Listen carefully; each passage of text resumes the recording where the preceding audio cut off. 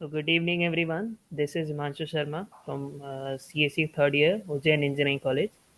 आज हम 450dsa.com के स्टैक्स एंड क्यूज के क्वेश्चन नंबर 15 to 36 देखने जा रहे हैं। So क्वेश्चन नंबर 15 बस ये इशू था कि ये जिस पेज पे इसको रीडायरेक्ट कर रहा था ये लिंक वहाँ पर ये अवेलेबल नहीं है, तो अनफॉर्चुनेटली हमको 16 से स्टार्ट करना होगा। So the question is largest rectangular area in histogram. Find the largest rectangle possible in a given histogram where largest rectangle can be made of numbers of continuous bar. Histogram में हमारे जो bars होते हैं वो चिपके हुए होते हैं, बस वही यूज करके हमें सबसे बिगेस्ट रेक्टेंगल फॉर्म करना है। इसको हमने पिछली क्लासेस में सॉल्व किया था मैट्रिक्स सेक्शन का। ये क्वेश्चन नंबर 6 है। स्टिल तभी मैं रेफरेंस के लिए दिखा देता हूँ। हमारा वो क्वेश्चन था जिसमें हम एक रेक्टेंगल फाइंड कर रहे थे एक वंस फील्ड मैट्रिक्स में। तो उसको सॉल्व करने के लिए हमें ये हिस्टोग्राम वाला मेथड यूज़ करना था, तो उसी को हमने एक्सप्लेन किया था। तो ये एग्जांपल हो गया एक हिस्टोग्राम का जिसमें एक जो रेक्टेंगल है जिसका एरिया मैक्सिमम होगा वो ये है।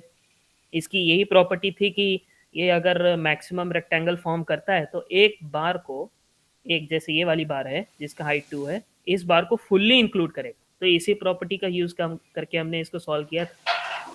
तो आप चाहें तो वहाँ जाके इस वीडियो को रेफर कर सकते हैं। मैं इसको उतना ध्यान नहीं देता हूँ, मैं आगे चलता हूँ क्वेश्चन नंबर 17 पे। Length of longest valid substring given a string S consisting only of opening and closing parenthesis, that is this opening and this closing one. Find out the length of longest valid well formed parenthesis substring. मतलब हमको simply length return करनी है। एक string दी रहेगी जैसे ये वाली है जिसमें हमें जो सबसे longest valid set of parenthesis है ना उसको रिटर्न करना है।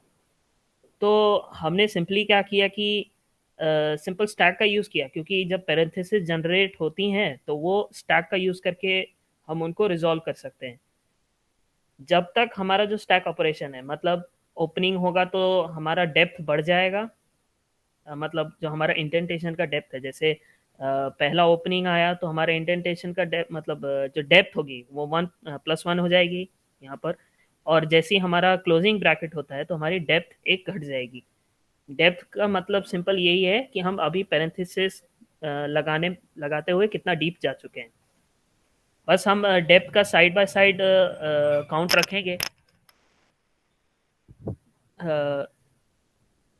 यस, डेप्थ का साइड बाय साइड काउंट रखेंगे, लेकिन देखते हैं कि अगर डेप्थ 0 के बराबर हो जाती है किसी केस में, 0 के बराबर या मतलब जब तक हमारी डेप्थ वैलिड है, मतलब सॉरी, जब तक हमारी जो डेप्थ है वैलिड है मतलब पॉजिटिव इंटीजर है, तब तक उसको हम काउंट करेंगे। यहाँ 2+ इसलिए किया है क्योंकि जब भी एक ओपनिंग पैरेंथेसिस आता है तो वो अपने ऑपोजिट पेयर के साथ भी आएगा, इसलिए इसलिए इसलिए हमने यहाँ पर सिंपल +2 किया है। तो ये हमारा आई वेरिएबल है जो एस पे स्टार्टिंग पोजीशन से एंड पॉइंट तक इटरेट होगा। जब वो ओपनिंग ब्रैकेट इनकाउंटर करता है तो डेप्थ बढ़ा देता है। जब वो क्लोजिंग ब्रैकेट इनकाउंटर करता है तब वो डेप्थ रिट्रैक्ट करता है 1 माइनस करके, और देखता है कि अगर डेप्थ वैलिड है, अगर डेप्थ पॉजिटिव इंटीजर है तब वो काउंट को बढ़ा देगा। फाइनली जब हमारा इटरेशन खत्म होगा तो हमको सिंपली उस काउंट को रिटर्न करना है जो हमारा वैलिड पैरेंथेसिस का काउंट होल्ड करेगा। तो जैसे यहाँ पर है दिस फर्स्ट सेट एंड ये दूसरा सेट और इसको घेरने वाला तीसरा सेट, तो हमारा टोटल हो गया 6। और ये वाला जो लास्ट पेयर है ये खाली पड़ा हो, मतलब इसका कोई पेयर नहीं है, तो ये हमारा काउंट नहीं होगा वैलिड के अंदर। सिंपली इसका आंसर हमारा 6 आ रहा है। Going to question number 18। Expression consist redundant brackets और नॉट। हमें एक एक्सप्रेशन दी रहेगी और उसमें देखना है कि रिबंडेंट ब्रैकेट्स प्रेजेंट है या नहीं, सिंपल ट्रू फॉल्स रिटर्न करना। Given a string of balanced expression, find if it contains a redundant parenthesis or not. A set of parentheses are redundant if the same sub expression is surrounded by unnecessary or multiple brackets. Print yes if redundant, else no. मतलब अगर हम एक bracket का use करते हैं, जैसे हमारा ये वाला एग्जांपल है, जब हम एक ब्रैकेट का यूज करते हैं वो रिडंडेंट कैटेगरी में नहीं आएगा तब जब वो एक एक ऑपरेटर को कंटेन करता हो। जैसे इस ब्रैकेट में ये एक ऑपरेटर प्लस को कंटेन करता है। अगर मान लीजिए मैं यहाँ सिर्फ 4 को एक ब्रैकेट में लिख देता तो मैं बोलता हूँ कि यहाँ पर ये जो ब्रैकेट है ये रिडंडेंट है। क्यों? क्योंकि ये कोई भी कोई भी जो ऑपरेशन सिंबल है उसको कंटेन नहीं करता, तो ये एक रिडंडेंट हो गया। तो सिंपली हम क्या करेंगे, स्टैक का यूज करेंगे और स्टैक में हम सिर्फ ओपनिंग एंड क्लोजिंग ब्रैकेट्स का काउंट पुश और पॉप रखेंगे।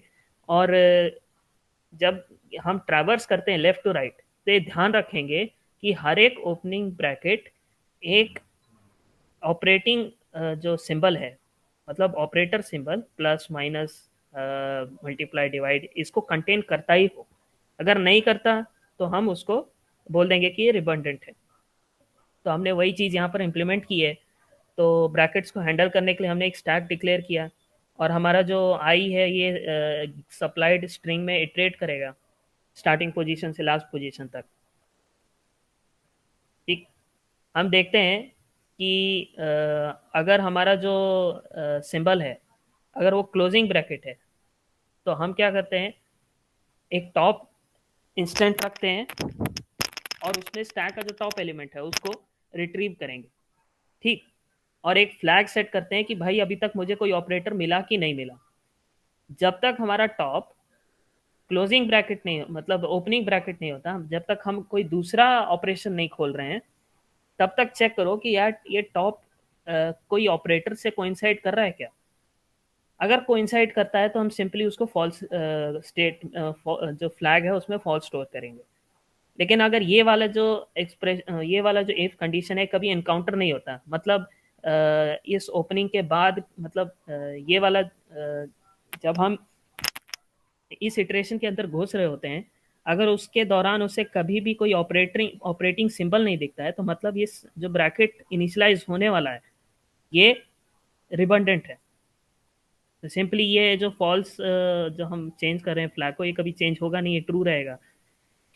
तो जो हम ट्रू रिटर्न कर रहे हैं तो बोलेगा कि रिडंडेंट है। और अगर नहीं होता है तो ये सिंपली आगे इटरेशन पे काम करेगा। तो भाई देख, टॉप चेक करता है कि भाई ये कभी ऑपरेटर बना कि नहीं। और जब ये उसके नेक्स्ट स्टेटमेंट में रहेगा कि वो स्टैक के अब टॉप एलिमेंट को ले, उस स्टैक का और स्टैक को पॉप कर दे। और अगर हमारा जो आई है ये क्लोजिंग ब्रैकेट नहीं है तो सिंपली आप स्टैक के अंदर करंट कैरेक्टर को पुश कर दीजिए। अगर हमारा आई जो है ये पूरा प्रोसेस को पार कर लेता है और ये वाली कंडीशन कभी इनकाउंटर नहीं होती है, ये कि उसे ऑपरेटर नहीं मिला, रिडंडेंट मिल गया, तब हम सिंपली फॉल्स रिटर्न करेंगे क्योंकि हमारा एक्सप्रेशन है कोई भी रिडंडेंट नहीं है। तो जैसे हमारा पिछला यहाँ पर 2 था तो ये एक रिडंडेंट था, तो जब हम इसको रन करेंगे तो ये ट्रू देगा।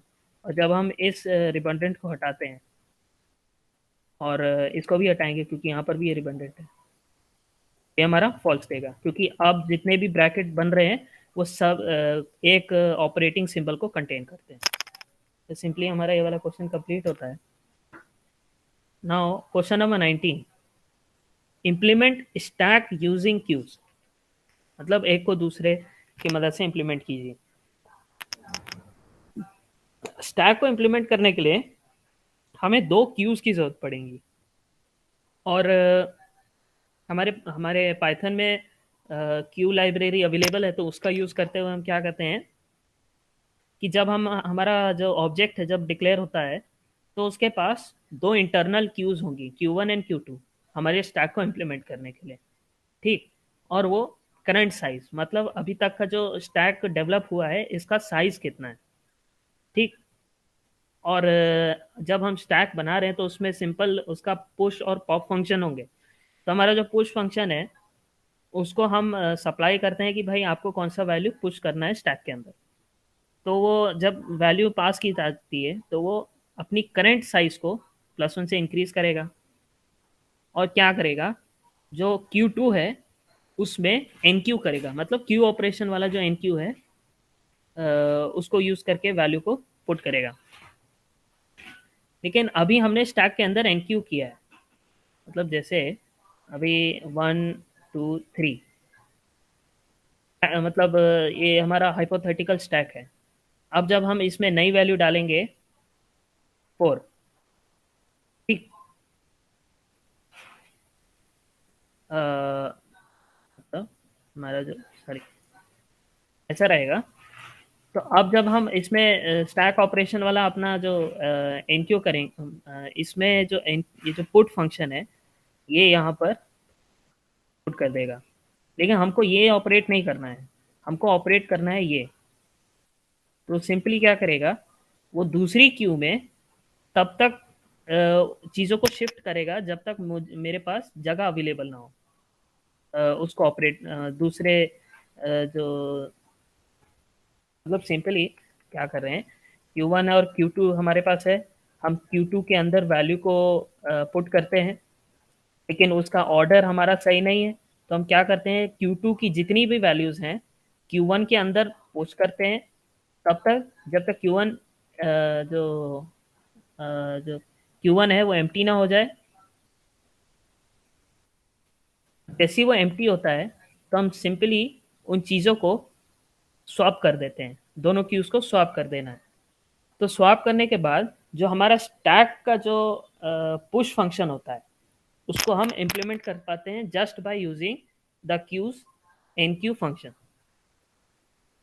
ये हमारा गेट है जो ये इंटरनली एनक्यू होता है। तो जब हमारा पुश फंक्शन डिफाइन हो चुका है तो अब हमें उसका पॉप फंक्शन सिंपल देखना पड़ेगा। तो अगर हम देखते हैं कि हमारा जो क्यू है, मतलब हमारा हाइपोथेटिकल स्टैक, अगर वो एम्प्टी है तो हमको सिंपली कुछ भी रिटर्न करने की ज़रूरत नहीं। ये तो एक मतलब एक अपवाद हो गया एक तरह से इसमें, इसलिए हम नन रिटर्न करेंगे। अदरवाइज क्या करो,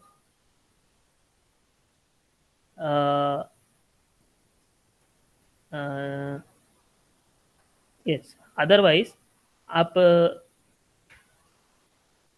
जो हमारी Q1 है, जो हमारी हाइपोथेटिकल स्टैक है, उसमें से जो हमारा क्यू का गेट ऑपरेशन है उसको इम्प्लीमेंट कीजिए। तो इससे क्या होगा कि मतलब स्टैक में तो जहाँ से एंटर करते हैं वहीं से हम निकालते हैं, लेकिन हमारा क्यू में हम फ्रंट से निकालते हैं, एंड में चीज़ों को डालते हैं। लेकिन हमारे जो ये वाला पुश फंक्शन है उस चीज़ को हैंडल करता है। तो हमको सिंपली हमको यहाँ गेट इम्प्लीमेंट करेंगे तो हमें वो जो वैल्यू है स्टैक का इम्प्लीमेंट करते हुए जो निकलेगी वो रिटर्न होगी। और जब हम वैल्यू को रिमूव कर रहे हैं, अभी हमें जो करंट साइज है हमारे स्टैक की, हाइपोथेटिकल स्टैक की, उसको रिड्यूस करना पड़ेगा। तो ये तो पॉप का इम्प्लीमेंटेशन हो गया। स्टैक के टॉप पे क्या रखा है उसको कैसे देखेंगे। स्टॉक के जो हमारा हाइपोथेटिकल स्टैक है उसके टॉप पे क्या रखा हुआ है, तो उसके लिए हमें अलग से टॉप फंक्शन इम्प्लीमेंट करना पड़ेगा।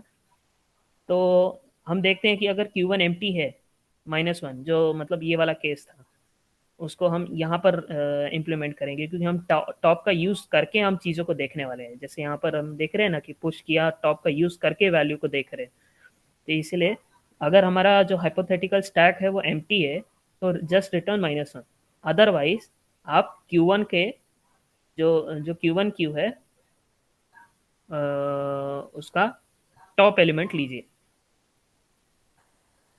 ठीक। और ये सिंपल हमारा साइज फंक्शन है जो अभी तक का जो हाइपोथेटिकल स्टैक है उसका साइज रिटर्न करेगा। जब हम इम्प्लीमेंट करते हैं तो सिंपल हमने ऑब्जेक्ट डिक्लेयर किया इस क्लास का, पुश किया 11 12 13, और जो हमारी हाइपोथेटिकल स्टैक है वो डेवलप हो जाएगी। और टॉप पे क्या है हमारे स्टैक के 13, पॉप किया तो 13 रिमूव हो जाएगा, अब टॉप पे हमारा 12 रहेगा। और इसको पॉप करने के बाद जो अब टॉप पे होगा वो 11 रहेगा। और जब अब ये हमने तीन वैल्यूज पुश की थी, और स्टैक वाइज पॉप करने के बाद स्टैक हमारा एम्प्टी हो गया जो हाइपोथेटिकल है। तो अब अगर हम पॉप यूज करके उसका टॉप एलिमेंट रेफर करने की कोशिश करेंगे तो हमारा -1 रिटर्न करेगा। तो दिस वाज मतलब ये हमारा इम्प्लीमेंटेशन था ऑफ स्टैक यूजिंग 2 क्यूज।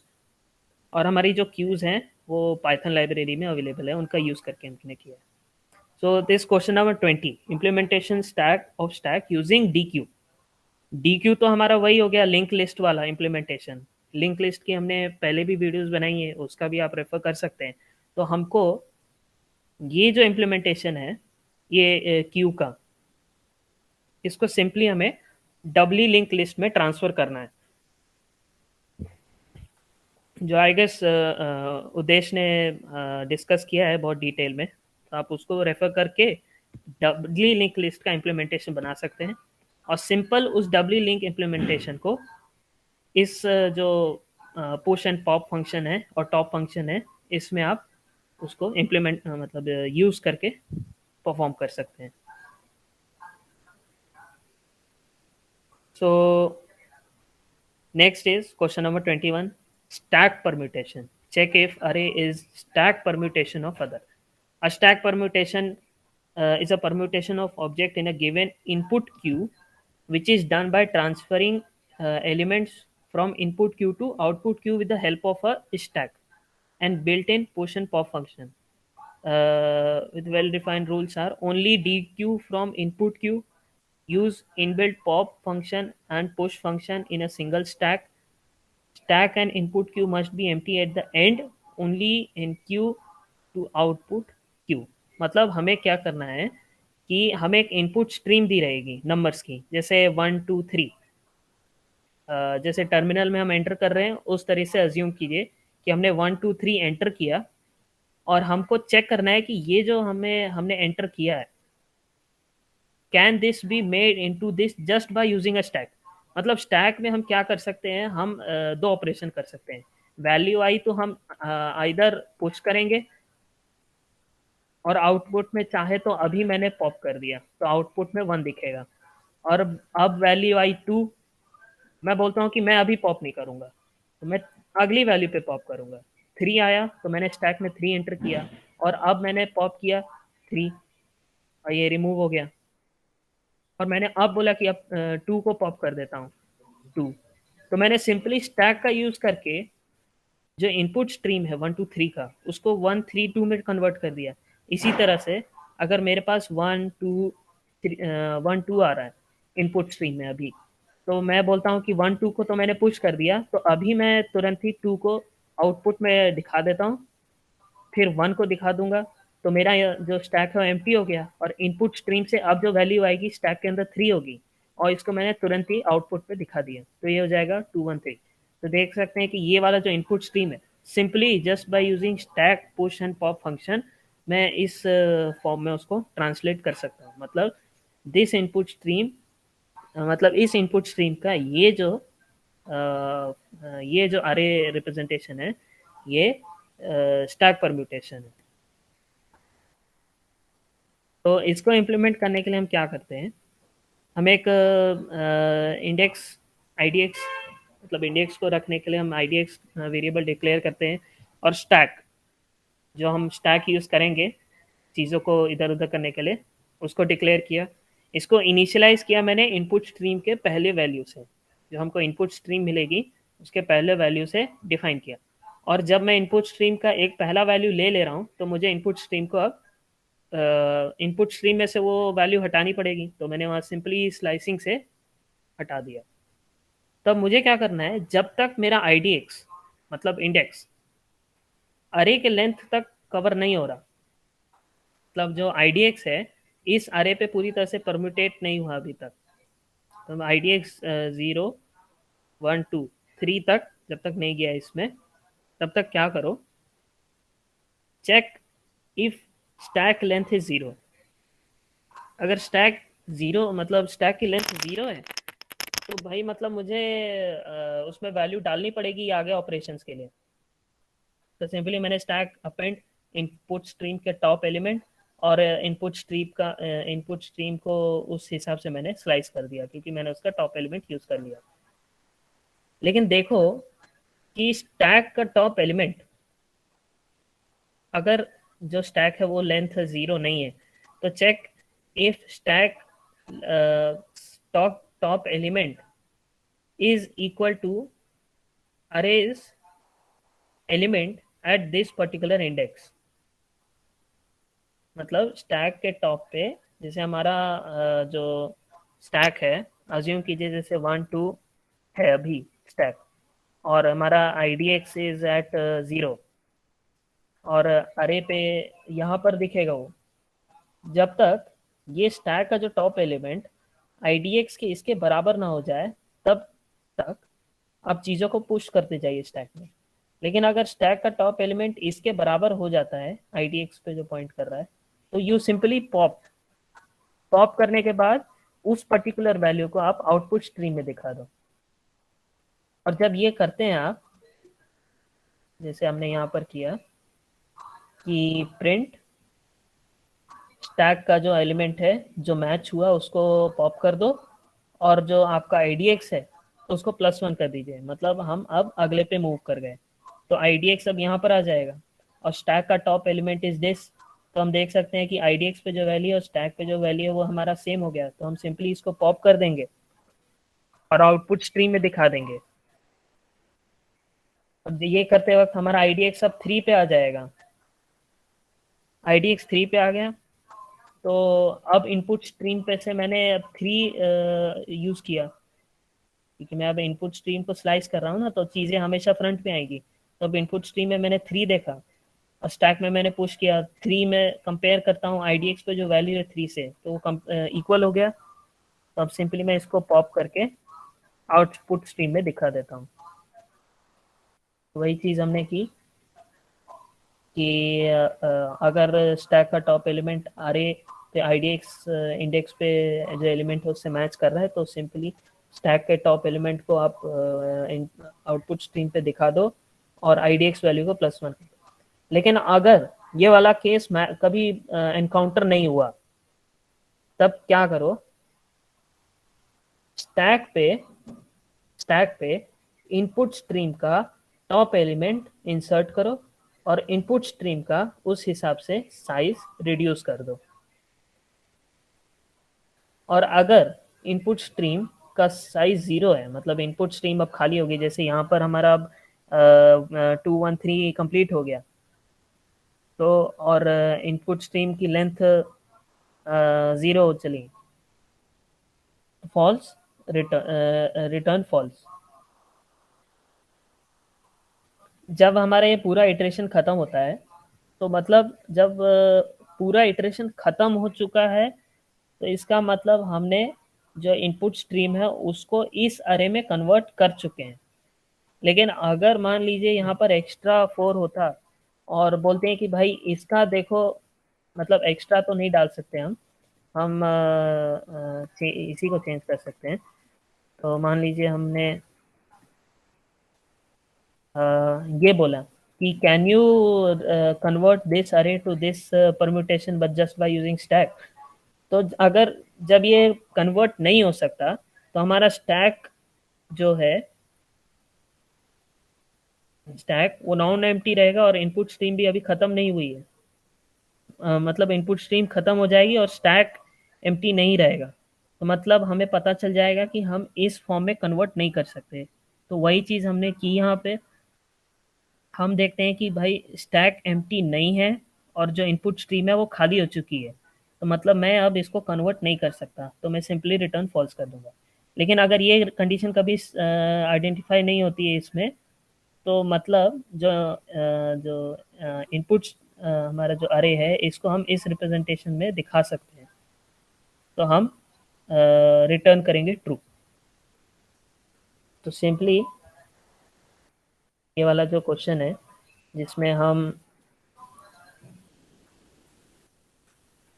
इस अरे को इसमें कन्वर्ट करते हैं दिस परम्यूटेशन में जस्ट बाय यूजिंग स्टैक, तो हमारे जो वेरिएबल्स हैं, हमारा ये आई डी एक्स हो गया, ये हमारा स्टैक है और ये हमारा इनपुट स्ट्रीम है, और ये जो जिस अरे में कन्वर्ट करना है ये वो है। तो हम देखते हैं कि आई डी एक्स ज़ीरो पे है, उसने पुश कर दिया। आई डी एक्स अभी भी ज़ीरो पे है क्योंकि अभी मैच नहीं हुआ है टू से कुछ भी, और स्टैक में पुश कर दिया। देखते हैं कि स्टैक का top element I D x पे जो एलिमेंट है उससे मैच हुआ, तो मैंने आउटपुट स्ट्रीम में उसको प्रिंट कर दिया, और आउटपुट करने के बाद मैंने आई डी एक्स की वैल्यू बढ़ा दी, जो कि वन हो गई यहाँ पर। तो मतलब अब वो यहाँ पॉइंट कर रहा है। ये वाला वैल्यू और स्टैक के जो टॉप पे है जो वैल्यू है उससे मैच हो गया, तो मतलब अब मैं आउटपुट में उसको प्रिंट कर दूंगा और फिर चेक करूंगा। मतलब फिर मैं आई डी एक्स की वैल्यू बढ़ा दूंगा जो कि टू होगी यहाँ पे, और इनपुट स्ट्रीम पे इनपुट स्ट्रीम से अब मैं वैल्यू लूंगा। इनपुट स्ट्रीम पे जो वैल्यू और जो आई डी एक्स पे जो वैल्यू सेम हो गई, तो थ्री प्रिंट कर दिया। जब मैं पूरा ऑपरेशन कंप्लीट करता हूँ तो मेरा आई डी एक्स तो ब्रेक करेगा ही करेगा, और इनपुट स्ट्रीम भी खाली हो जाएगा। तो इससे मतलब ये इंडिकेशन जाता है कि मेरा ये जो सप्लाइड मतलब लिस्ट है, इसको मैं इस परम्यूटेशन में कन्वर्ट कर सकता हूँ। तो सिंपल मैंने ट्रू रिटर्न कर दिया। Question number 22, queue using two step.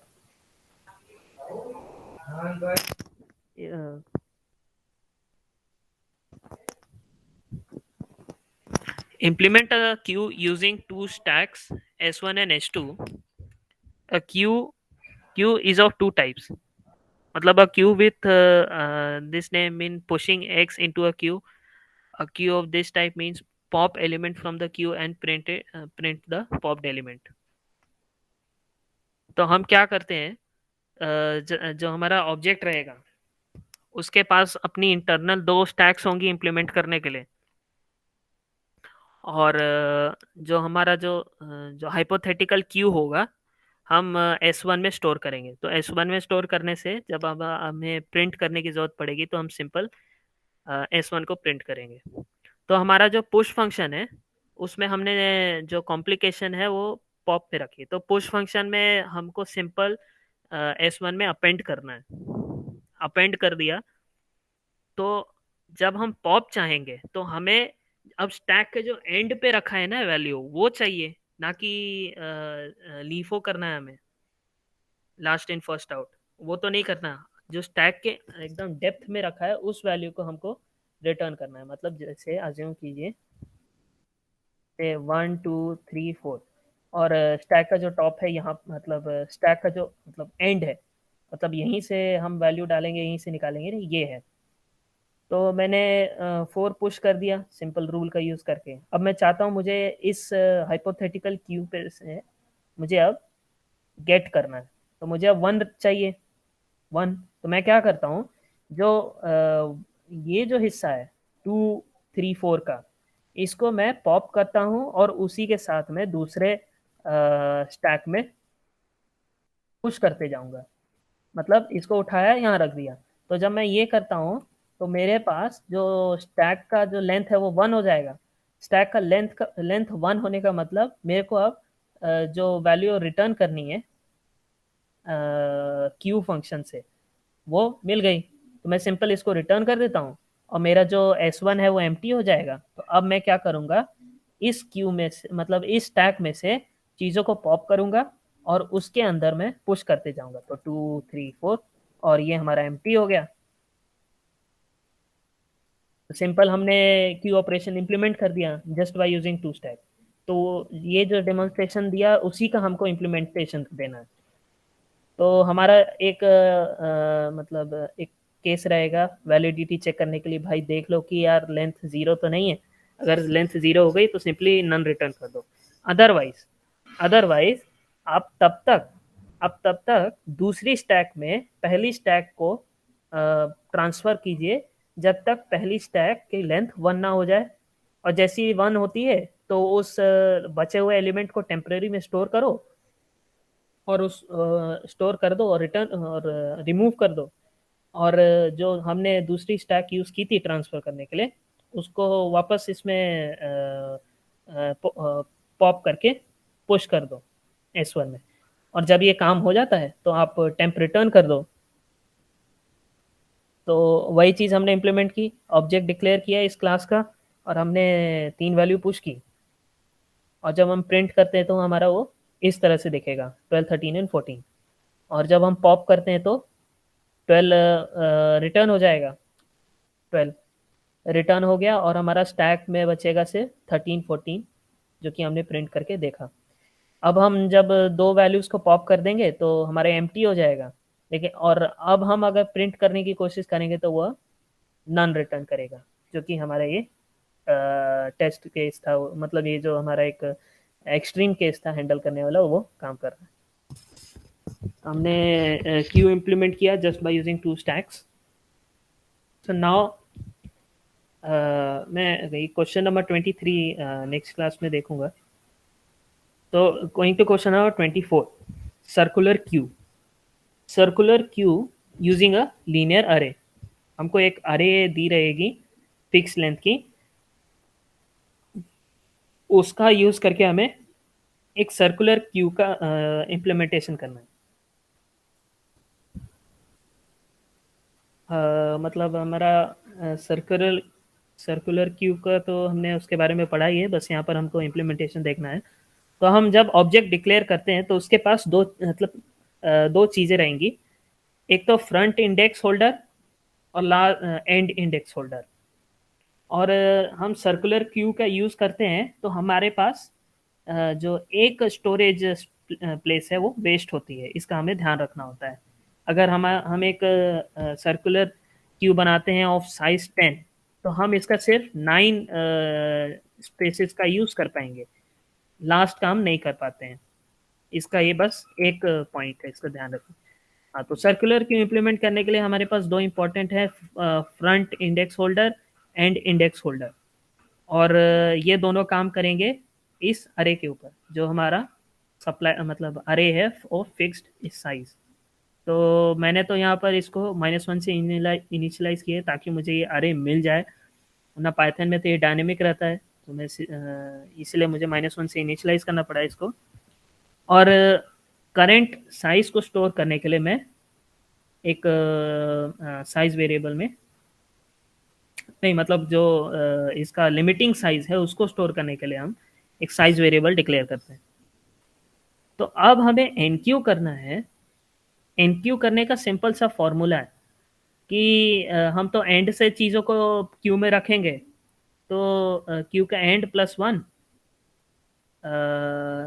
Modulus self dot size, अगर फ्रंट के बराबर है तो मतलब ये ओवरफ्लो का केस है। मतलब होता क्या है, हमारा जो क्यू है उसमें चीज़ें रैप हो जाती हैं। एक तो टॉरस होता है ना, मतलब सिलेंडर की तरह मान लीजिए, अगर आप सिलेंडर के जो वो जो कर्व सरफेस है उस पे अगर एक लाइन बनाते हैं, तो आप इसको पहुंच सकते हैं दोनों साइड से। आप या तो लेफ्ट साइड से घूमते हुए राइट साइड से उसको टच कर सकते हैं, या तो राइट साइड से घूमते हुए लेफ्ट साइड से टच कर सकते हैं। तो बस हमने दो लाइन बना दी हैं, एक फ्रंट एक एंड, और एंड से हम चीज़ों को उसमें इंसर्ट करते जाते हैं, और फ्रंट से हम उसको रिमूव करते जाते हैं। बस ये देखना है कि जब ये दोनों लाइनें एक दूसरे के बहुत पास आ जाती हैं और इनका डिस्टेंस सिर्फ 1 यूनिट का है, तो मतलब हमारा सर्कुलर क्यूब भर गया। तो वही हमने यहाँ पर उसको हैंडल किया। मतलब हैंडलिंग तो आपको देनी पड़ेगी, बस हमने ये एरर प्रिंट करवाई है। लेकिन अगर ये ऐसा कोई केस नहीं आता तो check if the queue is not initialized yet. मतलब दोनों जो हमारी जो क्यू है सर्कुलर क्यू अभी तक इनिशियलाइज ही नहीं हुई है, तो सिंपल आप क्या करो, फ्रंट और एंड को दोनों को पॉइंट करो उस न्यू एलिमेंट पे, और उस न्यू वैल्यू को एनक्यू कर दो आप। लेकिन अगर ये भी नहीं होता कि मतलब हमारी जो सर्कुलर क्यू है वो इनिशियलाइज्ड है, उसमें पहले से कुछ वैल्यू है और उसमें जगह भी है भरने के लिए, तब आप क्या करो, एंड का जो लेंथ है वो बढ़ा दीजिए। मतलब एंड का जो साइड एंड जो पॉइंटर है उसको अप्रोप्रिएट पोजीशन पे लाइए इस फॉर्मूला का यूज़ करके, +1 मॉड्यूलस रिस्ट्रिक्टिंग साइज, और उस जगह पे मतलब उस एंड लोकेशन पे इस अरे के उस एंड लोकेशन पे आप उस वैल्यू को फिल कर दो। तो ये हमारा एनक्यू फंक्शन इम्प्लीमेंट हो गया हमारे सर्कुलर में। और जब हम इन चीज़ों को डीक्यू करते हैं, मतलब अब फ्रंट इंडेक्स से अब चीज़ों को हटाना है, तो वही टेम्परेरी में स्टोर करो इस अरे के फ्रंट एलिमेंट को, और फ्रंट एलिमेंट को उसके अप्रोप्रिएट +1 मॉड्यूलस रिस्ट्रिक्टिंग साइज, इस फॉर्मूला के यूज़ करके फ्रंट को अपडेट कर दो, और जब ये काम हो जाए तो टेम्परेरी रिटर्न कर दो। लेकिन कभी एक केस आएगा कि हमारे सर्कुलर क्यू में सिर्फ एक एलिमेंट है, सिर्फ एक एलिमेंट है। मान लीजिए हमारा एक क्यू चल रहा है, इसमें 1 2 3, ठीक है। हमने जब इसको डी क्यू किया तो 1 रिमूव हुआ, 2 रिमूव हुआ, और 3 बचा अभी इस सर्कुलर क्यू में। तो अब हमारा जो फ्रंट और एंड पॉइंटर है वो दोनों ही 3 पे पॉइंट करेंगे। तो अब अगर मैं यहाँ से डी क्यू करता हूँ तो क्यू के अंदर कुछ बचा नहीं, तो मैं क्या करता हूँ, फ्रंट और एंड को दोनों को नॉन इनिशियलाइज स्टेज पे पहुंचा देता हूँ, जो कि है -1 और -1, ठीक। जो कि हम चीज़ों को सेट करते वक्त जो हमारी जो सिचुएशन रहती है वही करते हैं हम यहाँ। तो हम देखते हैं कि अब भाई अगर सर्कुलर क्यू में सिर्फ एक एलिमेंट है तो क्या करो, उस टेम्परेरी में उसको पहले तो स्टोर कर लो। फिर जो अरे है ना उसको जो इनिशियलाइजेशन स्टेज पे जो बनती है उसमें कन्वर्ट कर दो, और जो आपका जो फ्रंट इंडेक्स है उसको भी -1 पे ले जाओ, और जो एंड इंडेक्स है उसको भी -1 पे ले जाओ। और जब ये सारा काम हो जाए तो टेम्परेरी जो वैल्यू में स्टोर है उसको रिटर्न कर दो। लेकिन कभी कभी ये हो सकता है कि सर्कुलर क्यू खाली हो और तब भी हम उसमें डी क्यू लगा रहे हो। तो जब खाली होगी तो हमारे दोनों जो फ्रंट और एंड है वो तो -1 पे पॉइंट करेंगे, क्योंकि ये जो प्री इनिशियलाइज स्टेज है वहीं पर आके रुकती है ना जब खाली हो जाता है। तो अगर अगर हम ऐसा कोई केस एनकाउंटर करते हैं तो सिंपली एक अंडरफ्लो अंडरफ्लो को रिपोर्ट कर देते हैं, और -1 रिटर्न कर देंगे, क्योंकि डी क्यू हो रहा है तो कुछ रिटर्न तो करना ही पड़ेगा। हम चाहे तो यहाँ पर नन भी रिटर्न कर सकते हैं। सिंपल हमने यहाँ पर डी क्यू का इम्प्लीमेंटेशन कर दिया। अगर वाइल इम्प्लीमेंटेशन हम देखना चाहते हैं कि भाई हमारा जो क्यू है उसकी क्या स्थिति है, तो हमने सिंपल उस अरे को, उसके फ्रंट इंडेक्स और एंड इंडेक्स को प्रिंट कर देना है। तो ओवरऑल हमें इसमें ज़्यादा कुछ करना नहीं था, बस ये जो फॉर्मूला का इम्प्लीमेंटेशन है ना इनका, कि जब चीज़ों को पुट करना है तो +1 मॉड्यूलो द रिस्ट्रिक्टिंग साइज, और जब हम वैल्यू को रिमूव करते हैं तो front +1 modulus the restricting size, इसका ही हमको ध्यान रखना है इस फॉर्मूला का इम्प्लीमेंटेशन।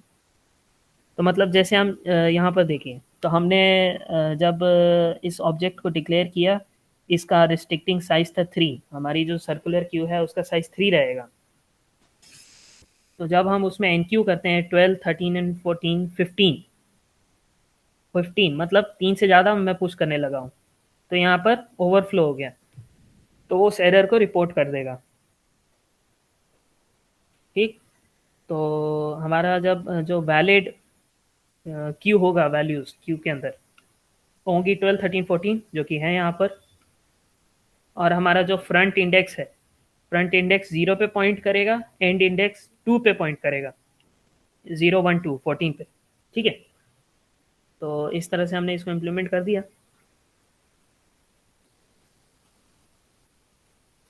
सो हमारा क्वेश्चन नंबर 25, LRU कैश।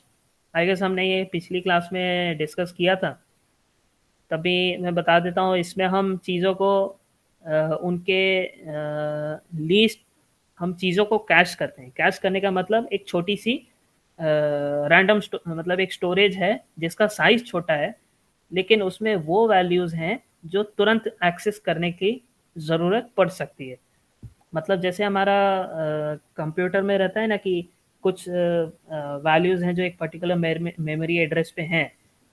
तो अगर मैं मान लीजिए कोई मैं वैल्यू एक्सेस कर रहा हूँ जो इस मेमोरी एड्रेस पे है, तो हम ये भी अज्यूम कर सकते हैं कि मैं अगले स्टेप में या तो यहाँ से एक्सेस करूँगा या तो अ, यहाँ से एक्सेस करूँगा। मतलब आसपास का लोकेलिटी ऑफ रेफरेंस। मैं मतलब जो वैल्यू मतलब जिस एड्रेस को मैंने पहले एक्सेस किया था उसके आसपास की चीज़ों को मैं देखने वाला हूँ, तो हम ये अज्यूम करके चलते हैं। तो मेमोरी एक्सेस को फास्ट करने के लिए हम कैशिंग मैकेनिज्म यूज़ करते हैं। तो उसमें कैश जब हम इम्प्लीमेंट करते हैं तो उसका रिप्लेसमेंट पॉलिसी होती है एलआरयू, एक लीस्ट रिसेंटली यूज्ड। तो मतलब मान लीजिए मैंने जब एड्रेस यूज़ कर रहा था तो उसके पास कुछ ऐसी वैल्यूज मिल रही थी 15। ठीक, मैंने पहले 12 को मंगाया, 13 को मंगाया, 14 को मंगाया, 15 को मंगाया। अब मैं बोलता हूँ फिर 12 को मंगाओ, 12th मेमोरी एड्रेस पे, तो उसमें टाइम लगेगा उसको इम्प्लीमेंट करने के लिए। तो कैश करने का जो प्रोसीजर रहेगा, ये इसको यहाँ स्टोर करेगा बोल के कि ये अभी तक का लीस्ट रिसेंटली यूज चीज़ है, इसको रखो। और मेरी जो लिमिट होगी वो 4 है। तो अब अगर मैं 14 को एक्सेस करने को बोलूँगा तो ये 14 को यूज़ करके जो रेफरेंस है उसके टॉप पे रख देगा। और अगर मैं अब नया वैल्यू रेफरेंस करना चाहूँगा तो अब 16 तो वो सेव करेगा ही करेगा, और जो लीस्ट रिसेंटली यूज चीज़ थी उसको रिमूव कर देगा जो कि थी 13। मान लीजिए अगर मैं यहाँ से 15 को रेफरेंस करूँ, या फिर मान लीजिए अगेन मैंने 12 को रेफरेंस कर दिया, तो 12 को मैं यहाँ से हटा के अब सामने रख दूंगा कि मैंने भाई इसको अभी तक का सबसे फ्रेश यूज़ किया था। तो बस हमने उसको ही इम्प्लीमेंट किया यहाँ पर। तो हम क्यू का तो यूज़ कर ही सकते हैं, मतलब क्यू का ही यूज़ करेंगे और एक हैश मैप रखेंगे ताकि हम in order of one time complexity में एक्सेस कर सकें उस की वैल्यू से उस उसके करस्पॉन्डिंग वैल्यू को। सिंपल इसका हमने पिछली क्लास में इम्प्लीमेंटेशन देखा ही था, वही चीज़ है यहाँ पर। Question number 26, queue reversal. मतलब हमें क्यू को रिवर्स करना है। Given a queue containing n elements, the task is to reverse the queue. The task is to complete function rev that reverses the n elements of the queue। तो हम क्या करते हैं, क्यू का हमने तुरंत इम्प्लीमेंटेशन के हमने पाइथन लाइब्रेरी से पहले तो इंपोर्ट कर लिया, और जब हम ऑब्जेक्ट बनाते हैं इसका तो उसके पास अपना एक क्यू ऑब्जेक्ट रहेगा जो इस टाइप का रहेगा। तो इसको परफॉर्म करने के लिए हम सिंपल स्टैक का यूज़ करेंगे जब हमें उसको रिवर्स करना है। तो देखते हैं जब तक हमारा जो क्यू है वो एम्प्टी नहीं है तब तक क्या करो, स्टैक में चीज़ों को सेव करते जाओ और जो क्यू है उसमें से डी क्यू करते जाओ, मतलब उसके फ्रंट में से वैल्यू को निकालते जाओ और स्टैक के अंदर भरते जाओ। और जैसे ही वो उसका अपना लेंथ ज़ीरो हो जाए, मतलब हमारे क्यू हमारी एम्प्टी हो गई, तब ब्रेक करो। अब आप क्या करो, इस स्टैक में से जो वैल्यूज़ हैं, इस स्टैक की जो वैल्यूज़ हैं उसको पॉप करो क्यू के अंदर। मतलब जैसे हमारा ये क्यू है 1 2 3। ठीक, जब इसको मैं डी क्यू करूँगा और एक स्टैक के अंदर डालूंगा तो ये ऐसे आएगा, और जब मैं इस स्टैक को इस क्यू के अंदर डालूंगा तो ये हो जाएगा 3 2 1। तो यहाँ पर जैसे इसका इम्प्लीमेंटेशन में देखेंगे तो हम एक ऑब्जेक्ट डिक्लेयर करते हैं ऑफ दिस क्लास 1026 में। और मैंने एक एग्जांपल लिया था अभी ये, तो object dot Q this help.